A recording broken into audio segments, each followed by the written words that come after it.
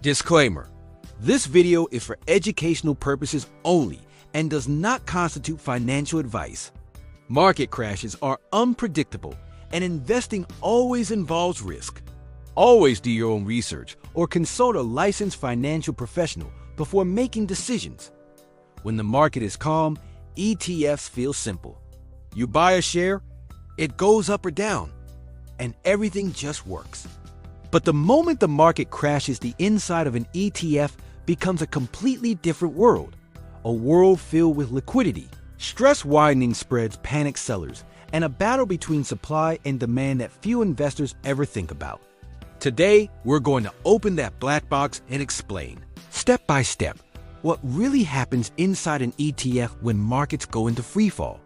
To understand this, we need to start with the basics. An ETF is made up of two layers. There's the layer you see, the ETF shares that you buy on the stock exchange. And then there's the layer you don't see, the basket of real assets held inside the fund, which might be stocks, bonds, commodities, or even derivatives. In normal market conditions, these two layers move together smoothly. But in a crash, the connection between them can be tested. Imagine the market suddenly drops 5%, 10%, or even 20% in a day. The first thing that happens is simple. People panic. Retail investors start selling ETF shares.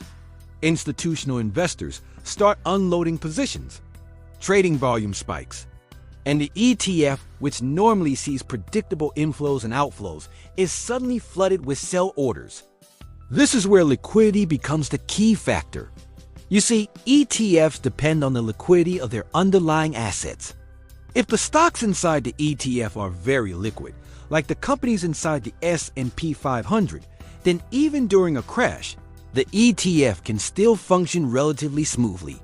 The price might drop fast, but buyers and sellers can still meet. But if the ETF holds assets that are less liquid, like emerging market, stocks, corporate bonds, small caps, or commodities, then the price of the ETF can move faster than the price of the actual assets inside it. That's where the spread begins to widen.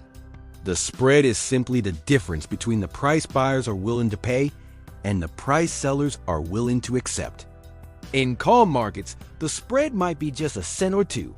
But during a crash, that spread can explode. Instead of being 1 cent wide, it might become 20 cents, 50 cents, or in extreme cases, several dollars. This widening spread is a warning sign that liquidity is drying up.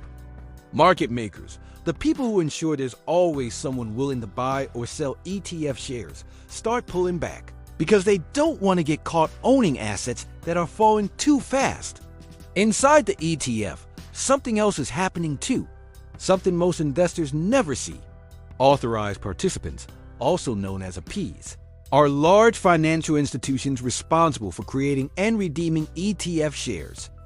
In normal times, they keep ETF prices close to the value of the underlying assets by performing arbitrage, buying one side and selling the other. But during a crash, apps may step back. If the underlying assets are too volatile or too illiquid, arbitrage becomes dangerous. And when APs step back, the ETF can start trading at a premium or a discount to its actual value.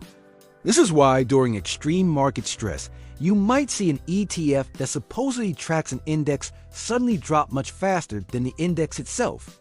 It's not that the ETF is broken, it's that the plumbing inside the ETF is reacting to stress faster than the official price of the underlying assets. In fact, in many crashes, ETFs provide a real-time price for markets that don't update quickly. This happened during the 2020 COVID crash in bond ETFs. Bond markets froze, trading slowed down, and no one really knew what many bonds were worth. But bond ETFs kept trading, and their price adjusted immediately. For a while, people thought the ETFs were broken, but later, regulators concluded something surprising. It wasn't the ETFs that were mispriced, it was the bonds. The ETFs were simply showing reality sooner. Another important dynamic during a crash is forced selling. Some investors have stop-loss orders, automatic triggers that sell their ETFs when prices fall to a certain point. During a fast crash, These stop-loss orders can activate all at once, creating a domino effect. That adds more selling pressure, pushing prices down even further. In addition, some funds and institutions are required to maintain certain portfolio allocations. When stocks fall too quickly, they are forced to rebalance, which sometimes means selling even more stocks, including ETFs. Now, let's talk about psychology. When people see their ETF falling quickly, fear kicks in. They sell because they're scared of losing more money. But large investors often behave differently. Instead of panicking, they use the volatility to buy ETFs at discounted prices.